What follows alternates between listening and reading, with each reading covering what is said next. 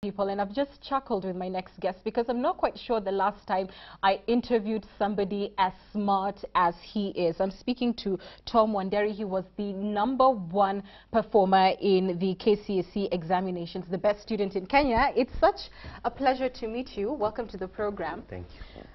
I'm sure you were elated when you saw the results, but did you expect that you'd perform just so well and trump everyone else? Actually, I didn't expect to top the country. I was a top performer in high school, but topping the country was not among my dreams. Do you attribute your performance to anything peculiar about you? Perhaps you're just a naturally smart young man, or was it a lot of hard work? Naturally, I can say I was, okay, it runs in the family. I had a grandma who was very smart. Okay. And okay, hard work also was key. I used to wake up at 5 a.m. consistently. Of course, there are days where, you know, you feel a bit tired, and that's the part where I was like being helped by the younger ones, the form ones. I was very social with them, and they used to, you know, the form ones helped you get up early? Very early in the morning, especially particular form one. His name is Dan Kindiki. Yeah, he used to make sure I'm out of that by 5 a.m. All right, so I suppose shout out to you, Dan, wherever you are. You have very ambitious plans here. I see you want to study petroleum and chemical engineering. How did you come across that field? My first desk mate when I entered Alliance High School, his name was Victor Mutwiri. He's a very patriotic guy, and he used to tell me, when will Kenya, you know, be dependent by itself? We don't need to depend on other countries for stuff such as petroleum, oil, and all that.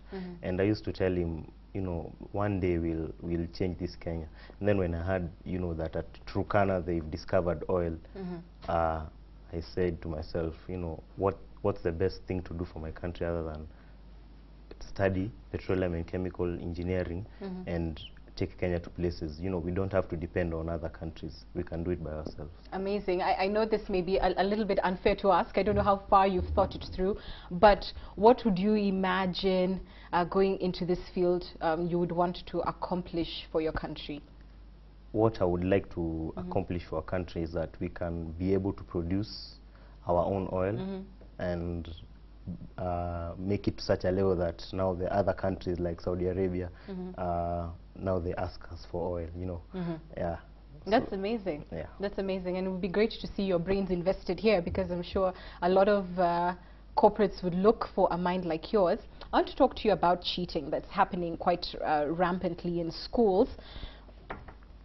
As a student, what would you say is the reason why so many others are choosing not to wake up at 5 a.m. like you and instead cheat? Okay, cheating, from my perspective, I can say maybe it's because some of them, they are not well prepared. Some of them have the tension. Some are prepared, but they tense the exam. And some of them just, you know, they don't care. Some just want to get the certificate, but it's a malpractice which will not be practiced in school actually, because it's unfair to the guys who, you know, read hard and wake up every day trying to get good grades. What do you think should happen to cheats? Maybe you know, cancel the results and ban them for a couple of years. Yeah. All right. I'm going to ask you a final question, and again, I'm really just looking for your own opinion. Do you feel the way, I know you're from Alliance Boys High School, right? Yeah. Do you feel the way education is being run, your own personal journey throughout secondary school, did you feel it was right? Are there things you would want to see maybe changed so that the Form 1s you're talking about, who helps you get up, perhaps have a better shot when they're in Form 4? Personally, I used to love school very much. My school. Actually, if we open on Thursday, my dad used to take me on Tuesday evening. Wow. Because I loved my school very much. The curriculum that the Kenyan system offers, it's good, because it also allows you to develop yourselves as a sports person.